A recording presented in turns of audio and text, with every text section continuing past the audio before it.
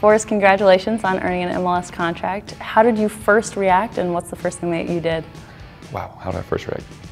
Happy, satisfied, pleased, relieved. I don't know what the technically right term is. I mean, obviously it's been something I've been trying to earn since I first started walking or playing soccer. So for me, I was definitely satisfied with myself. But it's been a lot of hard years of hard work. And I think the first thing I did was I think I actually called my brother. I think he was the first one I called. He's 18 months younger than me, and been by my side from the beginning. So I share all my important news with him. And I think I gave him a ring, and I think a couple hours later I called my parents, called my family. But to finally achieve the contract or get into the MLS is what I've been working for from the beginning. You came from Wofford College, a small liberal arts school, and you're the only current professional soccer player to come from there. What do you think that does for youth soccer players in the state of Ohio and the Carolinas, all over the place? Hopefully an inspiration.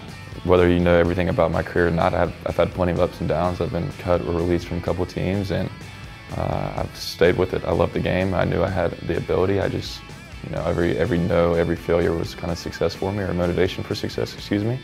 So, for a guy from a school with less than 2,000 students and a guy from the Carolinas, besides the Nas, obviously, but to make into professional soccer, whether it's the bottom tier or the top tier, I think it's inspiration for kids that have the same dreams.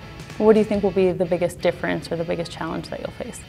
I think the biggest difference is the talent. It's going to go up a couple notches. I mean, I think that's pretty obvious, but I think for me personally, the biggest challenge is going to be staying consistent. I think when you're having success or you're doing well, that it's very easy just to get caught up in it and stay at that level.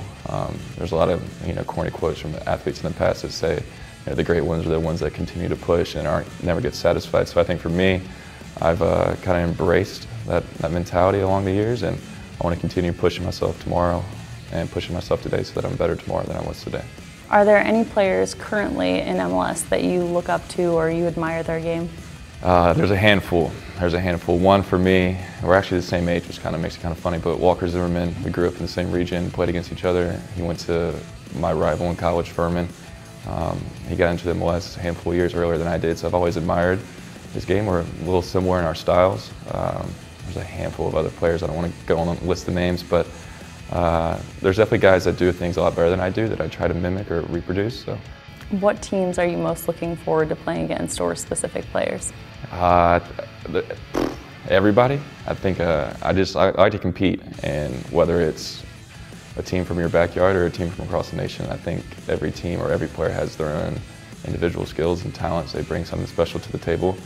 Obviously, you have big name guys, Wayne Rooney, Zlatan. I mean, you got these guys that as a kid, I grew up watching, I grew up admiring. So to be able to share the pitch with them is going to be special, and when the opportunity comes, I need to fully take it. Thanks, Forrest. Congratulations. Thank you. Appreciate it.